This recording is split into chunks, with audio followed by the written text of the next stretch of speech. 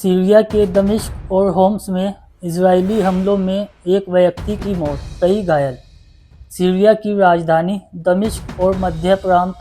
Holmes में Israel द्वारा किए गए हवाई हमलों में कम से कम एक सैनिक की मौत हो गई तथा कई अन्य घायल हो गए। इजरायली हवाई हमलों में गुरुवार को सुबह दमिश्क के मध्य क्षेत्र क्राफ सूसा में 2 ठिकानों को निशाना बनाया गया,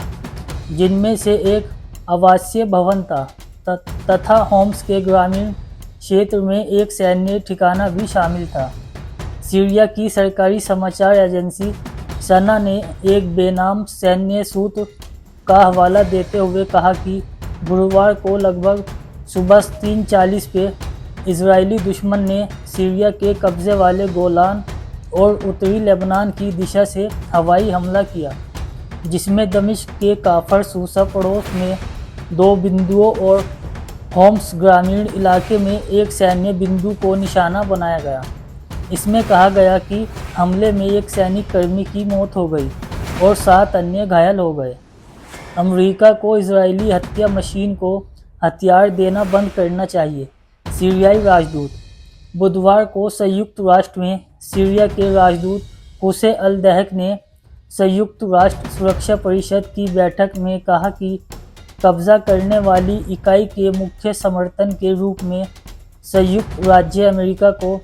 इजरायली युद्ध मशीन को हथियार और सैन्य हार्डवेयर देना बंद कर देना चाहिए। उन्होंने आगे कहा, 7 दशकों से अधिक समय से हमारा क्षेत्र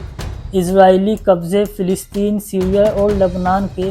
अरब क्षेत्रों पर इजराइल के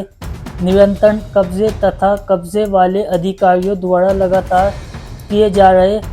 हमलों, नरसंहारों और अपराधों से पीड़ित है। अल-दहक ने इस बात पर भी जोर दिया कि यह क्षेत्र पश्चिमी देशों द्वारा इजराइल को समर्थन देने की शूरतापूर्ण नीतियों से पीड़ित है, जो हमारे देश की सुरक्षा और स्थिरता तथा हमारे लोगों के जीवन और कल्याण की कीमत पर है। इजरायली शासन ने पिछले वर्ष 7 अक्टूबर से सीरिया पर हवाई हमले और तोपखानों से लगातार हमले किए हैं, जब तेल अवीव ने घेरे हुए गाजा पट्टी में अपना नरसंहार युद्ध शुरू किया था। सीरियाई संयुक्त राष्ट्र के दूत ने कहा कि यदि अमेरिका प्रशासन ईमानदार हो तो समाधान उपलब्ध है, लेकिन ऐसा नहीं होगा। उन्होंने आगे कहा, समाधान यह है कि अमेरिका प्रशासन फिलिस्तीन, लेबनान, सीरिया में नागरिकों की हत्या में अपनी साझेदारी बंद करे तथा इजरायली हत्या मशीन को हथियार देना बंद करे तथा सुरक्षा परिषद को क्षेत्र में अंतर्राष्ट्रीय शांति और सुरक्षा बनाए रखने में अपनी जिम्मेदारी पूरी करने में सक्षम बनाए। तेल अवीव शासन सीरियाई क्षेत्रों पर अपने हमलों पर शायद ही कभी टिप्पणी करता है,